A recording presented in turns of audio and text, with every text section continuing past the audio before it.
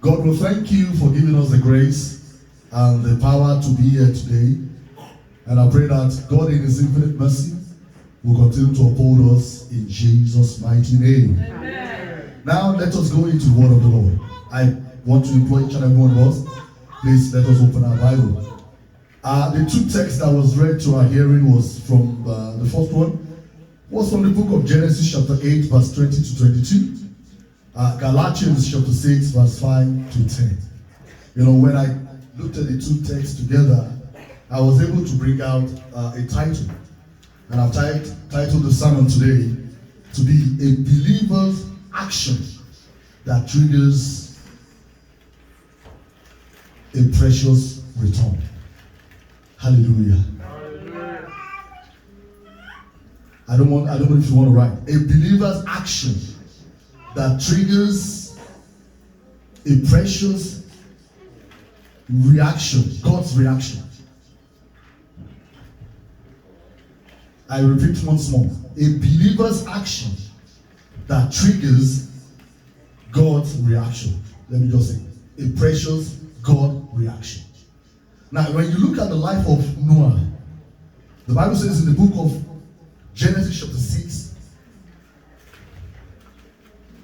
I want you to open your Bible with me.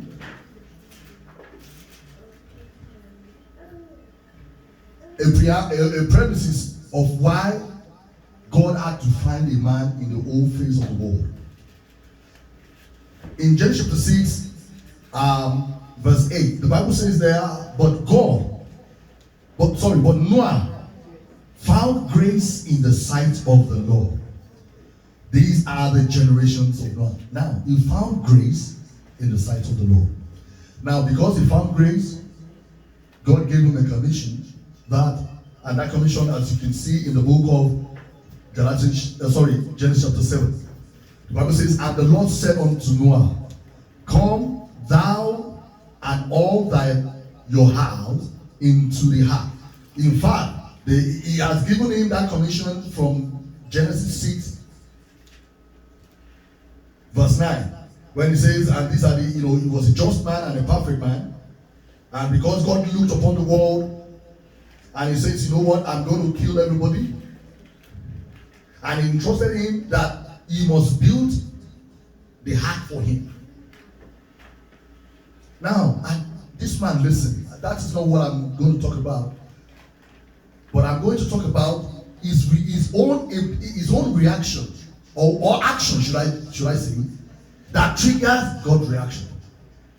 Hallelujah. Hallelujah. Then I told you to pray about that. God, this life that I'm living is not. I want that life to be impactful. If you do not know the reason why I said you should pray that prayer.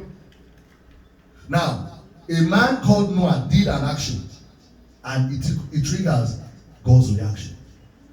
And if you look at the lesson of today from verse 20, after he has followed the instruction of God to build the ark in perfection, God says, go into the ark, you and your wife, your children, and your children's wife. And after 150 days, God, the rain stopped, and he told them to come out of the ark. You all know the story. But after he came out, look at what he did.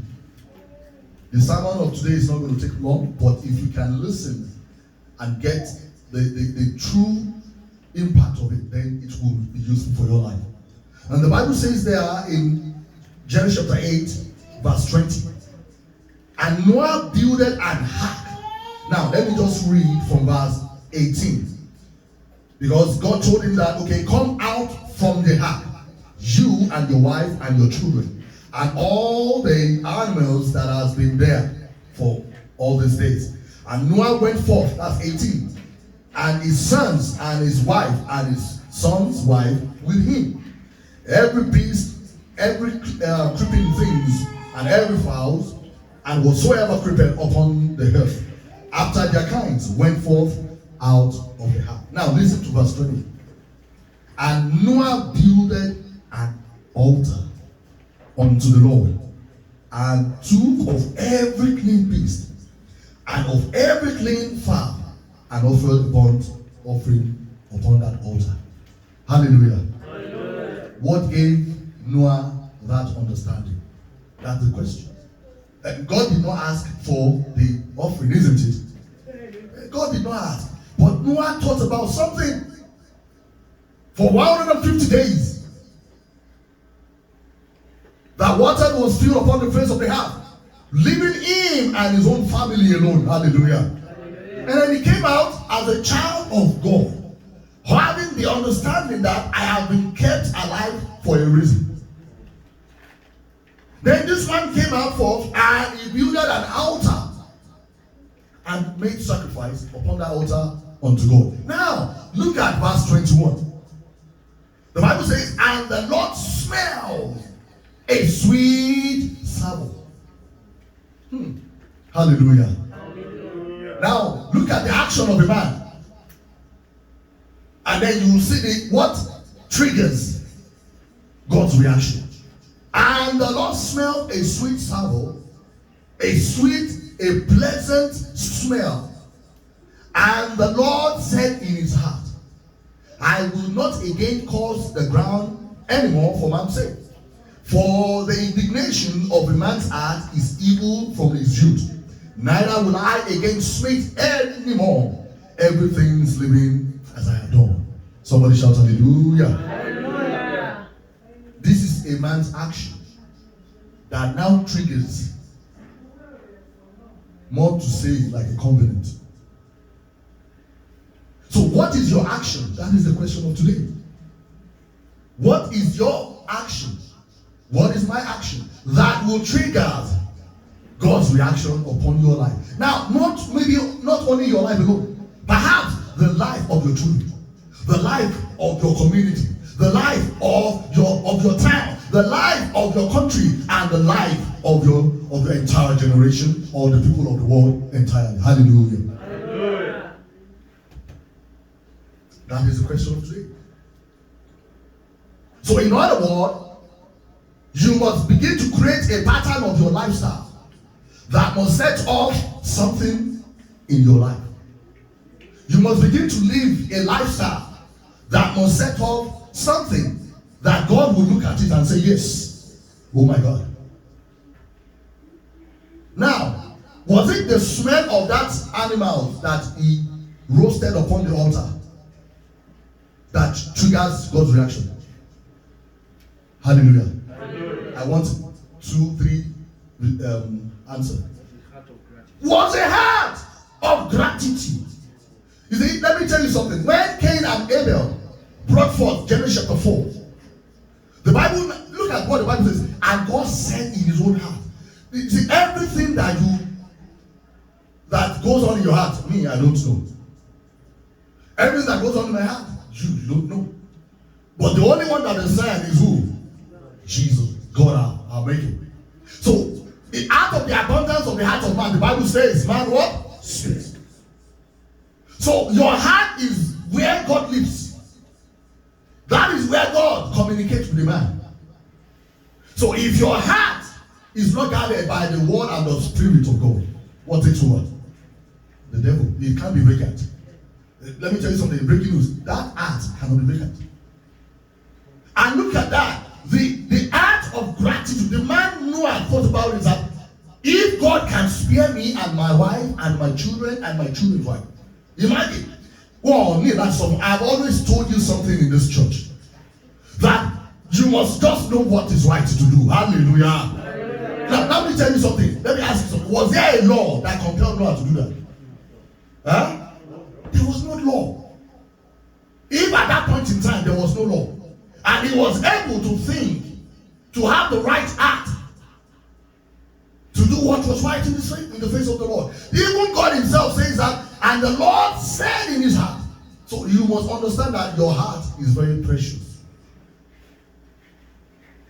Cain and Abel brought forth, he said, as the time begins to go forth, Cain and Abel brought forth their thanks offering before God. And Cain offered his own, Abel offered his own. The Bible makes sure to have a distinction and say, Cain, why are you wroth? God accepted the offering of Abel. It's not, let me tell you something. The food that was brought here, all the food that we brought on Sunday when we had the harvest, Did we left anyone for God here? Every of that food was consumed by who? Hallelujah. So when they brought it, Cain and Abel, what God was looking was what in their heart. At that point, there was no law to it.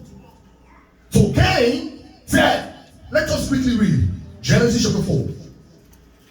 And the Bible says there, and Abel also brought his fatlings and of his flocks and of the fat thereof, and the Lord had respect unto Abel's offering, unto Abel and his offering. And the Bible says, but unto Cain and his offering, he had not respect. So two things must work together. You see, when you're bringing your offering, the Lord must have respect for you, that you're bringing it, and also the offering that you're bringing before the Lord. Because what combines those two things together is what lives in your heart. Hallelujah. Hallelujah. Now the Bible continues to say, and Cain was wroth because his offering was not respected, and his consonant fell. Now look at verse 6. And the Lord said unto Cain, why art thou wroth? Why are you angry? And why is your consonant falling? If thou art done well, look at that, done well. Now, did God tell them to do well? They had to think about it. It's just a mandatory thing for a child of God to know what to do that is right and is well. You see, goodness, I spoke about it last week. Goodness is a big attribute of God. A child of God does not have goodness. And I said that the spirit of God that was given to mankind gave us the ability to share in the goodness of God. In other words, that goodness was given unto mankind, and then you as a child of God, because you have the spirit of God, then you understand going about doing well. You know, I said in that Acts of Apostles chapter 10 verse 38, you don't have to read. The Bible says God anointed Jesus Christ with what? The Holy Ghost. So without the Holy Ghost upon a man, hallelujah, knowing how to do well will be very difficult. Knowing how to do well will be very difficult. Because it will be a challenge. Every time you want to do it, you always look at the back. If I do it now, what will you know, I don't know what they will even do with it. Because a child, I was listening to one of my, you know, some of these pastors that I love to listen to is Abel Damera. And he said something that when you have an encounter with Jesus Christ, hallelujah, money loses value. Hallelujah.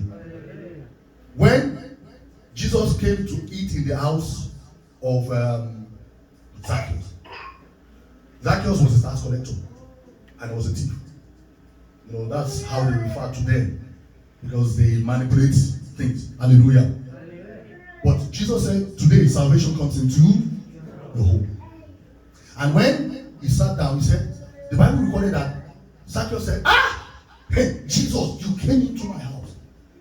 You know what? All that I'm owing, or I took something out of their hands by force of, he said, I will repay 4 times. Hallelujah. Hallelujah. He said, in fact, everything that I've stolen, I will give it back. Multiple.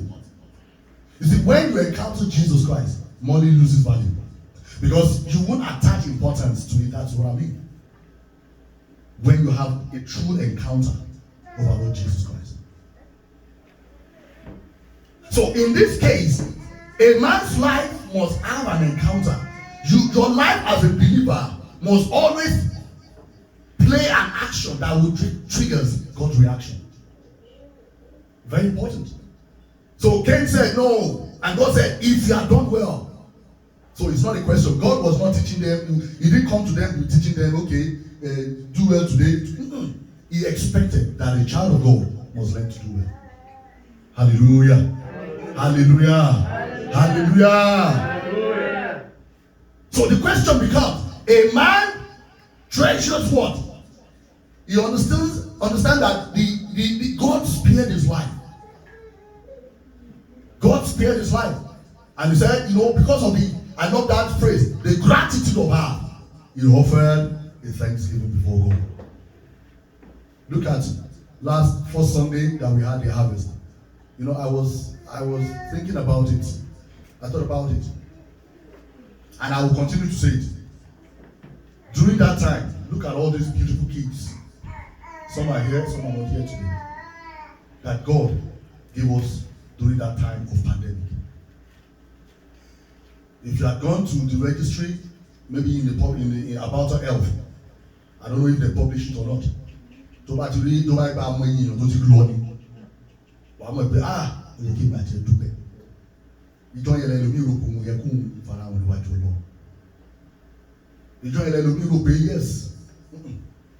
Láì mọ̀ wípé a man that was spared, and now I'm talking about physical life. He gave thanks because of what?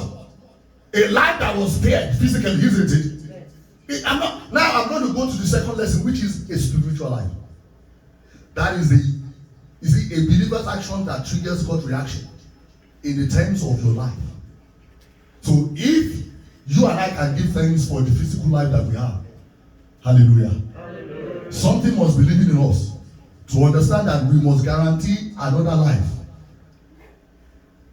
which you and I would live.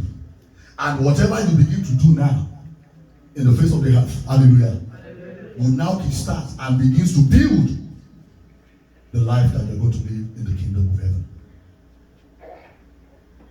So then the action of Noah, he built an altar unto the Lord. He made a sacrifice upon it, and then the action triggers a pleasing aroma, a sweet savour, and God smelled it, and then a reaction came.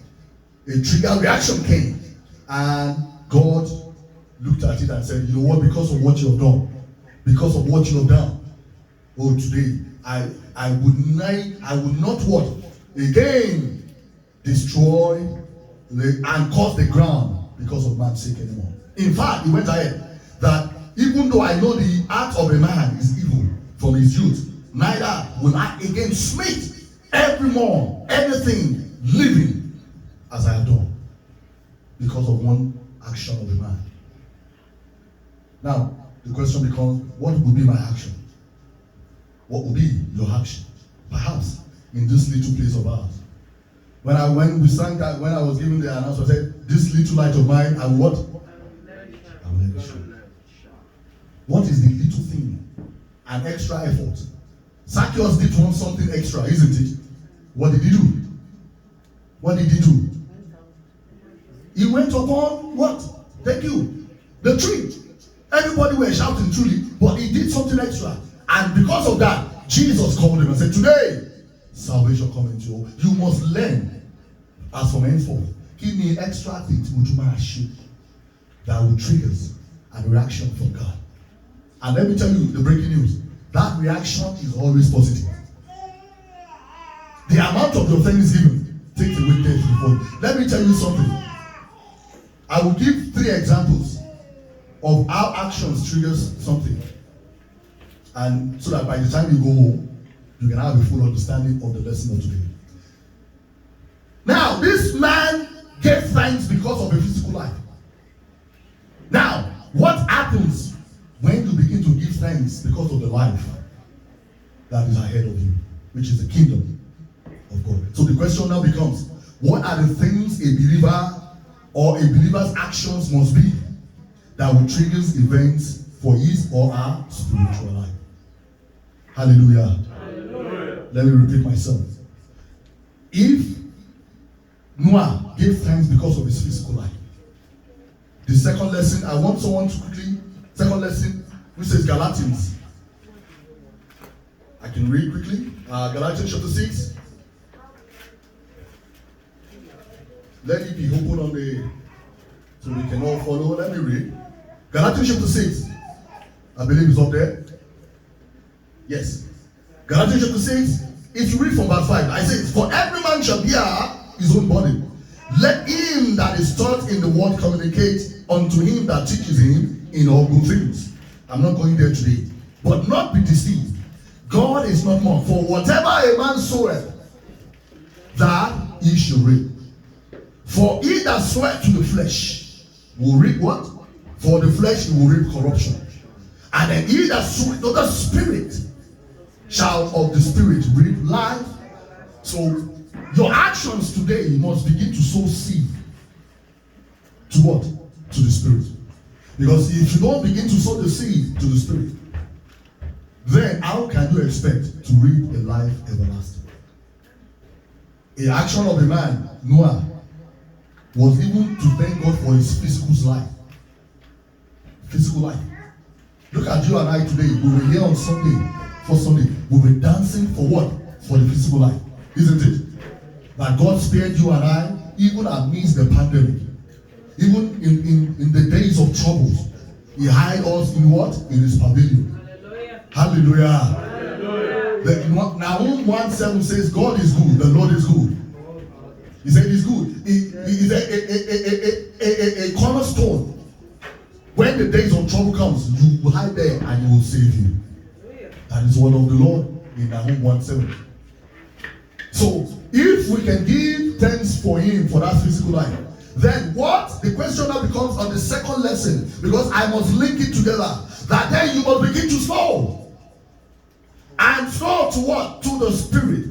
So that when you sow to the Spirit, you will begin to reap Spirit life everlasting. Somebody shout hallelujah. Hallelujah. So what are the things that you must begin to do as a child of God? Romans chapter 8. Romans chapter 8. Romans chapter 8 verse 6. Romans chapter 8. For to be carnally minded. Now, if the Bible of the second lesson says that you must begin to sow to the Spirit so that you can reap Spirit life everlasting. So every time a man is carnal, is death. Hallelujah. Hallelujah. Let us listen very carefully. The Bible says, then I gave you a question. I said, so the question becomes that what are the things a believer must begin to do? The actions of a believer from now that will begin to trigger events. Hallelujah. Hallelujah. Let me tell you something. Every actions you do before God triggers every reaction. Whatever you do in the house of the Lord, there's always a reaction of it. So whether it's good or whether it's bad. So you must begin to understand that every action has a reaction. So whether your action is good, then that is left for God. But I tell you, your reaction when you understand that you know what to do that is well, when your heart is at the right place, whatever reactions that you get from God, I know is always good. It will be perfect. It will be excellent. It will be pleasing to God. Hallelujah. Hallelujah. Yes. For the carnally minded is death. So if you needed to be sowing to the Spirit so that you can begin to reap the life everlasting, then you must never be carnally minded. First thing, you must never be carnally minded. Yes? But to be spiritually minded is now, life and peace. Listen to that. It says now to be spiritually minded is life what? And peace. And peace. So in other words, when the second lesson says that you must begin to sow to the Spirit. Never sow to the flesh, because when you sow to the flesh, the Bible says the result is death. And to be carnally minded is also death. So a child of God, you must learn that you must be spiritually minded. So that when you begin to sow to the Spirit, you are reaping Spirit and peace. Life and life, peace and everlasting. Somebody shout hallelujah. Hallelujah. Yes, quickly. Because the carnal mind is enmity against God. Look at that. A carnal mind is enmity against God. You cannot be carnal and think you can make friends with God. If Noah was carnal in his mind, would you think he would have thought about it that let me make an offering unto God? If he was selfish and says, thank you. Okay, let's go and begin to cultivate and make wealth. Hallelujah. Hallelujah. Do you think God will be pleased with him? Same thing that Cain did. What was in the heart of Cain was that we've been bringing this thing every time. We've been bringing this thing what? Hallelujah. Hallelujah. We've been bringing this. Cain was like, I've been bringing this. And, whenever I bring it, what happens to it? It's always there. Nobody comes to eat it. Hallelujah. Hallelujah. The same, even Abraham did that mistake. In Genesis chapter 15. He said, God, I want to see that power that you want to show. And God said, okay, I'm going to make you fathers of nations. And said, okay. God said, okay, get fowls, get this and split them into two, arrange them very well, put them there. God did not tell him what to do about it. He said, just put them there. Hallelujah. Hallelujah. And if you get home, you can read. When he was there, he now saw some birds. Some birds came to eat it. Because he was expecting God to come down and what? Hallelujah. Hallelujah. And those birds that came to eat it, and one birds still angry birds. They came to feast on that thing. Hallelujah. And the action of Abraham was what? He chased them away. And God said, because of what you have done, because I said you will be fathers of nations truly, but because of that action, you know what? Your generations will be enslaved for 400 years. Hallelujah. Whatever action you do, there's always a reaction. Whatever you do in the house of the Lord or in the presence of God, there's always a reaction. And I said, whether it's good, your reactions, or whether it's bad, that is the judgment for God to render. But if you are always in the right place, if your heart is always in the right place, if you always know what to do, that is good. Hallelujah. Hallelujah. So I'm telling you, you are 100% before God. And whatever reactions and that will trigger us by God will always be perfect for you in the mighty name of Jesus. Amen. Yes, quickly. For it is not subject to the law of God, neither indeed can be. So then, they that are in flesh cannot. Somebody shout hallelujah. Thank you very much. So that those who are in flesh cannot please God. If Noah was in flesh, it won't please God. Second lesson says that you must continue to sow to the spirit. If you sow to the flesh, what would it be? Galatians chapter 5, quickly. I'm going to round up now because you see, it's not the amount of length of time that I spend here. But what happened is that the amount of time that you are able to assimilate all I've been saying. Now, Galatians chapter 5, I can quickly read. It says, but if ye be led by the Spirit, look at that.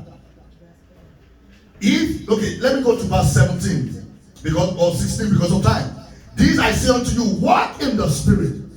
Walk in the Spirit, and ye shall not fulfill the lust of the flesh. When you are carnal minded, you will do the things of the world. But when you're spiritually minded, then you cannot fulfill the lust of the flesh.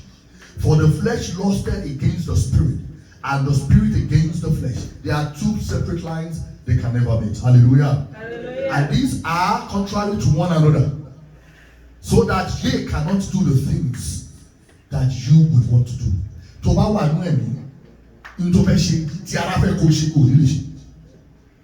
Hallelujah. Hallelujah. If you are in the spirit, the things that the flesh wants you to do. Now, what are the things of the flesh? Let's read. And it says here, from verse 19, and the works of the flesh. So, when you are in spirit, the things of the flesh, you won't be able to do it. Now, what are the things of that flesh? That when you are in the spirit will not allow you to do it.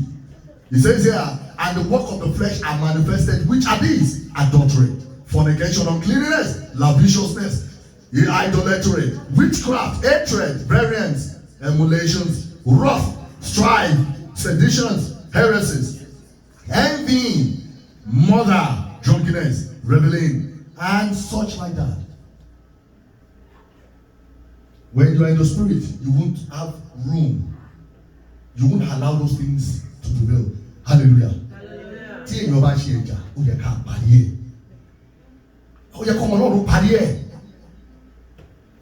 about two people, to why extent hands of ìjà wo ló fà á kéèyàn máa jà láti bí ọdún mẹ́ta ó lè bẹ̀rẹ̀ lọ́mọ lọ́rùn. So even if there is anything that has caused divisions or whatever, a child of God, if you are allowed the Spirit, let's look at the Bible. The Bible says in the book of Proverbs. I want you to read Proverbs 16. I think it's 16.